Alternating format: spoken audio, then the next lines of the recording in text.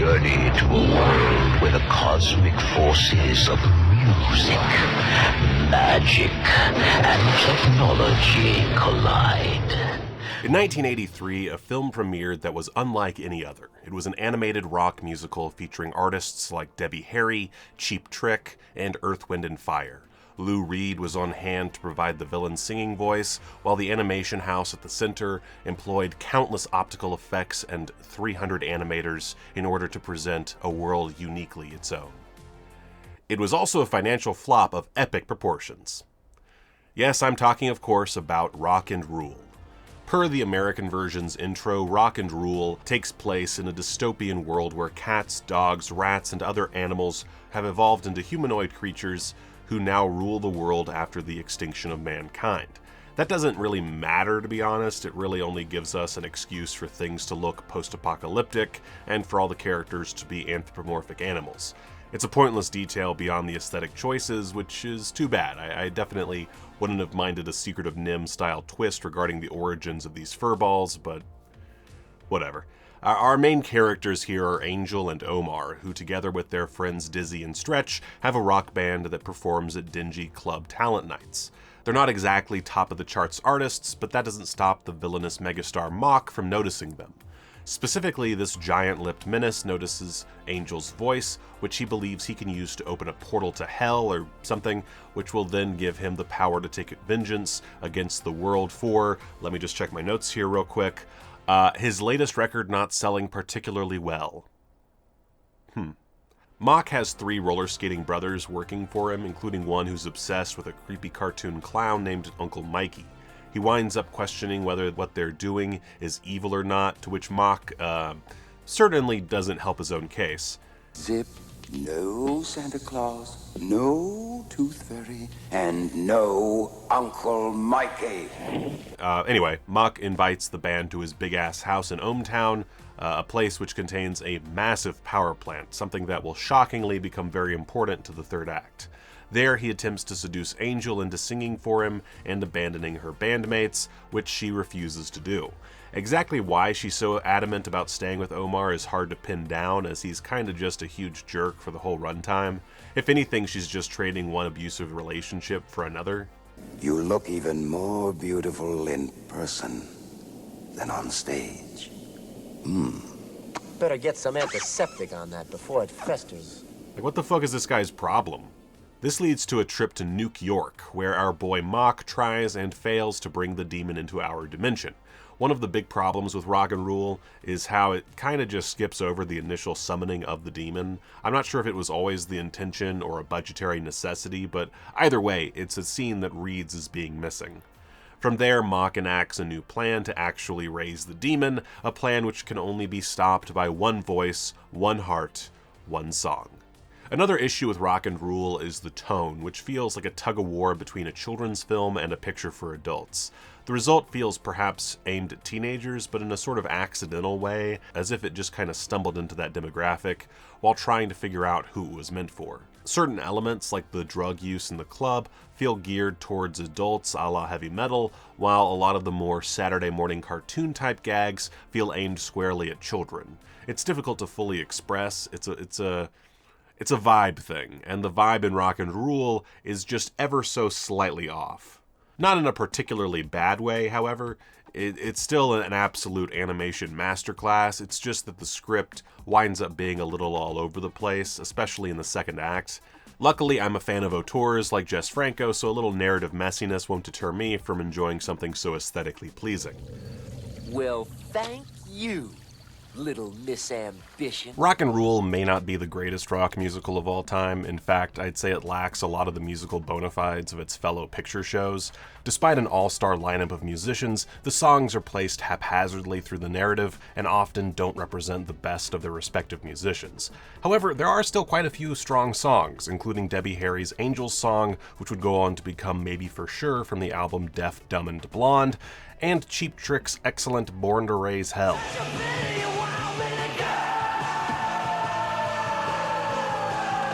I also haven't been able to get Lou Reed's My Name is Mach out of my head for years, so points for earworm status. Overall, Rock and Rule is flawed, no doubt about it. However, it's also beautifully animated, features one of the greatest and most underrated villains in the history of motion pictures, and at a scant 77 minutes, never overstays its welcome. In fact, I'd say despite a muddled second act, it's perhaps a little too short. Angel and Omar aren't the most engaging protagonists in the world, but they're easy enough to root for, just for the fact that they're a couple of struggling musicians trying to make it in the big bad world. The supporting cast is serviceable, I could have done with more Cindy, and the roller skating Schlepper brothers are fun henchmen thanks in large part to Zip and his love of Uncle Mikey. Oh, and I don't want to completely spoil things, but the final baddie is suitably nightmarish, making for a pretty thrilling conclusion in my opinion. I don't know, man, it's just a movie that consistently puts a smile on my face. At any moment, I'm getting gorgeous animation, good tunes, or a mixture of both. To me, that's enough to make up for Rock and Rule's relatively minor issues. But you know what, let's back up. Exactly what's the deal with this cult classic? Well, as I previously mentioned, there is an American version, which is the altered version of the original Canadian cut. The film was produced by an at-the-time little Canadian animation studio called Nelvana, whom you might know as the folks behind the Star Wars Holiday Specials animated segment, as well as cartoon shows like Beetlejuice and Eek the Cat. They also made the Care Bears movie, which I remember only for the weirdo child antagonist Darkheart in the sequel, as well as a host of Tintin shorts, Ace Ventura Pet Detective, the original Magic School Bus adaptation, and the 1997 Pippi Longstocking movie, another childhood memory of mine that I hesitate to revisit. Nelvana, named after a Canadian comic book heroine, was formed in 1971 by creative partners Michael Hirsch, Patrick Loubert, and British artist Clive A. Smith, the latter of whom began his career working on the animated Beatles series. He even did 3 drawings for Yellow Submarine.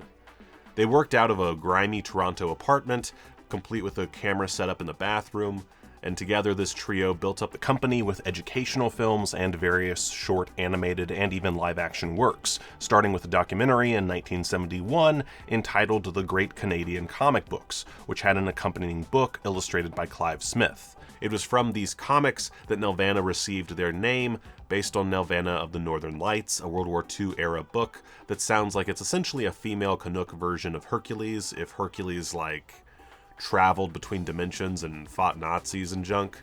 Initially, the company was going to go with the name Northern Lights, but that was already taken, so Nelvana it was.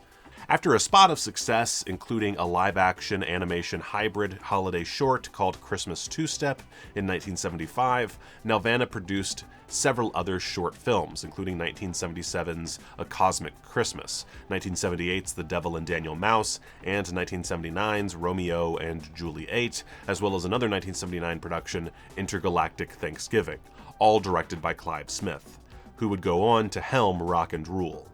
Watching these animated specials now, it's easy to see the origins of Rock and Rule's unique animation style. Absurd, detailed character designs, dynamic angles, and bizarre little choices like having the child protagonist in Cosmic Christmas run around with a pet goose in a sweater all serve to give Nelvana a look all its own. This is particularly interesting for a company that would go on to be known for its distinct lack of an in-house style. Anyway, The Devil and Daniel Mouse would form the basis of Rock and Rule. You can definitely see the impact, too, be it the anthropomorphic animal protagonists, the satanic underpinnings, or Mock's voice and design being very similar to that of the Devil. It's a clear path from one to the other. Initially, Rock and Rule was called Drats and was aimed at a much younger audience. According to Clive Smith, the idea was originally much more of a Grimm's fairy tale type of story for children, and would have featured Angel getting transformed into a guitar at one point so that Mock could literally play her to summon the demonic entity, which presumably would have been less horrifying. However, the core concept seems to have always been the same, a post-apocalyptic world made up of animal-human hybrids, though based on Smith's recollection, the original character designs were much cuter, softer creatures with a more rubbery animal appearance, as opposed to what we would eventually get, which are far more human in appearance, to the point that it almost seems unnecessary to make them animals in the first place. It was during early stages of Drats that Ivan Reitman approached Nelvana with the opportunity to produce animation for heavy metal based on the famed French magazine of the same name. However, Nelvana was already entrenched in what would become Rock and Rule and turned down the offer, preferring instead to continue doing their own thing. Heavy Metal would wind up beating Rock and Rule to theaters, coming out in August of 1981, with several animation studios handling the anthology. While Heavy Metal was met with a mixed response from critics, it more than doubled its production budget, making it a small success. Oddly enough, Heavy Metal included a couple of tracks from Cheap Trick, who of course would also provide music for Rock and Rule. Eventually, Bratz became Rock and Rule, and also gained more adult themes and stylings, as well as a slew of notable musicians. These included the aforementioned Cheap Trick, Debbie Harry, Earth, Wind & Fire, Lou Reed, and Iggy Pop, none of whom provide voices in the traditional sense, but instead keep their talents dedicated to the songs in the picture. The production went forward without a completed script, and the animators had a heavy hand in developing the story. This, plus a huge number of optical effects necessary for huge chunks of the film, led to production delays and increased expenditures, ballooning the budget to $8 million, $3 million over their original budget. The production wound up reportedly hiring around 300 animators to get everything just right, and with those personnel came a wide variety of techniques to get the job done. These included traditional animation, airbrushing, rear projection, slit-scan photography, some early instances of CGI, and a computerized motion control system for their multi-plane camera. I'm not much of an animation expert, like at all, so it's kind of hard to wrap my head around a lot of what the Nelvana team managed to create for this film. So suffice it to say, it was a lot of hard work and ingenuity using every technique available to the still relatively small studio. At some point during production, the film was acquired by MGM under the United Artists label they had purchased in 1981. This is where things really start to go downhill. First off, MGM didn't like the original voice actor for Omar, and so they had him replaced and all of his lines redubbed prior to release. Despite this and several other rather arbitrary decisions, the company had very little faith in the overall product and wound up barely marketing the damn thing and only releasing it in a handful of theaters, leading to the film's infamously horrendous box office takings, just over $30,000 against the aforementioned $8 million budget. Suffice it to say, this was a huge disappointment for the creative team and very nearly sunk the entire studio. Luckily, Nelvana survived the Rock and Rule fiasco. As previously mentioned, they would go on to produce a litany of notable children's television, which wound up being the very thing that saved the company. They produced the first season of Inspector Gadget, the pilot episode of the Get Along Gang, various Strawberry Shortcake specials, and eventually their biggest success up to that point, the Care Bears, which were owned by American Greetings Corporation. Nelvana worked on several properties owned by that company, but 1985's Care Bears proved to be the one that rocketed Nelvana to an impressive $23 million gross at the US box office, making it the highest-grossing non-Disney animated feature of all time until Don Bluth's An American Tail took that honor the following year. Now, this isn't exactly a Nelvana video, so suffice it to say that children's television wound up being the solution to their profitability problem. In the late 80s, after another tumble with the live-action series TNT, Nelvana produced a film and series based on the Babar books, which was then followed up with the Beetlejuice cartoon. Throughout the 90s, they continued to see various successes, including Clive Smith's 1997 directorial effort, Pippi Longstocking, and in September 2000, they were bought by Chorus Entertainment for a whopping $540 million. This would lead to Patrick Loubert and Clive Smith both leaving the company, which would continue to operate into the present day, though their current output is less on the creative side and more to do with merchandising and distribution. More recently, Chorus has come out as being incredibly in debt, leading to questions as to whether the company will survive for very much longer. Either way, this is an impressive journey from a trio of dudes working out of a dingy apartment to what it is now, especially when you consider the potentially massive commercial misstep that was Rock and Rule. While the film proved to be one of the biggest failures in animation history, its studio would go on to be arguably the most successful animation company in Canada and one of the most successful worldwide. As far as Rock and Rule's post-theatrical run, the initial batch of VHS, Betamax, and Laserdiscs didn't last long before going out of print. In lieu of the pirated copies made available to eagle-eyed fans, Nelvana themselves charged $80 for a VHS sent directly from them. It wasn't until 2005 that a DVD was released by Unearthed Films, complete with a reassembled version of the original cut, completed using a VHS source. In 2010, they released a Blu-ray, which has also sadly gone out of print, leaving newer collectors shit out of luck. Luckily for those interested, the film is available in its entirety on YouTube. Why Amazon, the present-day owners of MGM, haven't cracked down on this is kind of beyond me, but suffice it to say that there's a chance these sources won't stick around. I'm bored, Zip.